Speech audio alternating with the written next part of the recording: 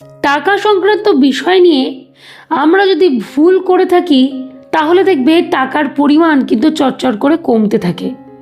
কিন্তু যদি এমনটা হতো যে টাকা সংক্রান্ত বিষয়তে আমরা বারংবার ভুল করছি, এই দিকে টাকার পরিমাণ বাড়তে শুরু করছে।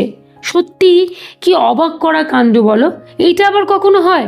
জানি তোমাদের মনের মধ্যেও এই প্রশ্নটা দানা বাঁধছে, কিন্তু কোনো চিন্তা করার কারণ নেই। আমি আজকে এই পার্টিকুলারলি বিষয়টা নিয়ে আলোচনা করব যে তোমরা কিছু ভুল করবে অথচ টাকার পরিমাণ কিভাবে বাড়তে থাকবে। নিশ্চয়ই আর অপেক্ষা করতে পারছো না না যে এরম ধরনের কিছু সম্ভব আদৌ কিনা? তাই বেশি অপেক্ষা করাচ্ছি না, আজকের টপিকটিকে নিয়ে আমি আজকে আলোচনা করছি। আর একটা কথা আলোচনার শুরুতে বলছি যে এই সংক্রান্ত বিষয় নিয়ে কথা আমার মনে হয় না আগে কোনোদিন কেউ বলেছে। একেবারে নতুনত্ব কিছু আলোচনা আমি আজকে করব, তোমরা নতুনত্ব দিকটাও জানতে পারবে। আলোচনা করছি প্রথম পয়েন্ট, লস্ট অফ মানি। আচ্ছা, অনেক সময় দেখবে আমরা আমাদের ওয়ালেটে হোক কি পার্স ব্যাগে হোক টাকা রাখি খুব অসাবধানতা বশত, এবং যথারীতি কী হয়, টাকাটা কোথাও হয়তো পড়ে যায়। মানে মোট কথা আমরা টাকাটাকে হারিয়ে ফেলি এবং বাড়ি এসে মনে মনে ভাবি, ইস টাকাটা হারিয়ে ফেললাম। যদি একটু সাবধানতা অবলম্বন করতাম তাহলে হয়তো আমার কাছ থেকে টাকাটা চলে যেত না, বেকার বেকার এতগুলো টাকা হারিয়ে ফেললাম, এরম ধরনের পরিস্থিতি আসে। কিন্তু টাকা জমানোর ক্ষেত্রে আমরা যদি এই ভুলটা করি তাহলে কেমন হয়?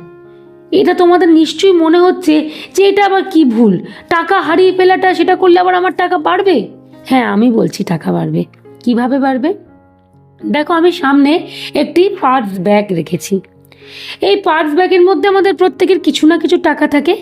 আমি তোমাদেরকে রিকোয়েস্ট করব, সপ্তাহে 3 দিন হলেও 50 টাকা হচ্ছে ন্যূনতম, এর বেশি হলে তুমি 100 টাকা, এই টাকার অ্যামাউন্টটা কি করবে, এইখান থেকে নিয়ে এই রকম একটা ভান্ডারে ফেলে দেবে। আচ্ছা, আমি তোমাদের সামনে জিনিসটা করে দেখাচ্ছি, তাহলে তোমাদের বুঝতে কিছুটা হলেও সুবিধা হবে। আশা করি তোমরা অনেকটা সুবিধা করতেও পারবে। দেখো, আমি আমার এই পার্স ব্যাগের মধ্যে কিছু টাকা রয়েছে, আমি সেখান থেকে 50 টাকা নিলাম।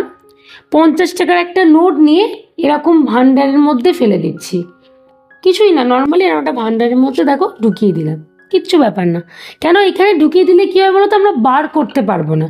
কিন্তু যদি না ঢুকিয়ে দিই, যদি অন্য কোনো বক্সে রাখি, আমাদের বারংবার মনে হবে না টাকাটা টুকটুক করে বার করে নিই। এই ভান্ডারে রাখলেই কিন্তু একমাত্র মনে হবে যে টাকাটা আমরা বার তো করতে পারবো না। সপ্তাহে 3 দিন তুমি কি করবে, এরকম 50 টাকা বা একটা 100 টাকার নোট নিয়ে এই ভান্ডারের মধ্যে রেখে দেবে এবং মনে করবে, নিজের মনকে বোঝাবে আমার টাকাটা হারিয়ে গেছে, কোনো কারণে রাস্তায় পড়ে গেছে, আমি অসাবধানতা বশত টাকাটাকে হারিয়ে ফেলেছি। তাহলে দেখো, এই ভুলই তোমার কিন্তু টাকা বাড়াতে সাহায্য করছে। কি মজার বিষয়টা না? চাইলেই আজকে থেকেই জিনিসটা শুরু করে দাও, মানে এই সপ্তাহে থেকে শুরু করে দাও। সপ্তাহে 3 দিন করে 50 কি 100 টাকার একটা নোট নাও, নিয়ে এরকম একটা ভান্ডারে রেখে দাও। পরবর্তীতে যখন ভান্ডারটা ফিল আপ হয়ে যাবে তখন তুমি ভান্ডারটাকে ব্রেক করবে, দেখবে কতটা টাকা তোমার জমে গেছে। তার মানে টাকার পরিমাণটা আস্তে আস্তে বাড়তে শুরু করেছে। তাহলে দেখতে পাচ্ছ তো, টাকা সংক্রান্ত বিষয় নিয়ে ভুল, এটা কিন্তু আমাদের টাকার পরিমাণকে বাড়াতে সাহায্য করছে। আশা করি তোমাদের গোটা বিষয়টা আমি প্রপসের সাহায্যে বুঝিয়ে দেওয়ার চেষ্টা করলাম, যাতে তোমাদের কোনো না কোনোভাবে অসুবিধার মধ্যে পড়তে না হয়। এবারে দ্বিতীয় পয়েন্ট, ইম্পালসিভ সেভিংস। আচ্ছা, আমরা প্রত্যেকেই ইম্পালসিভ বাইং জিনিসটা জানি। এছাড়া আমি আমার অনেক পুরনো ভিডিওতেও তোমাদেরকে ইম্পালসিভ বাইং জিনিসটা বুঝিয়েছি। মানে কি, আবেগপ্রবণ হয়ে গিয়ে কিছু কেনাকাটা করে ফেলা।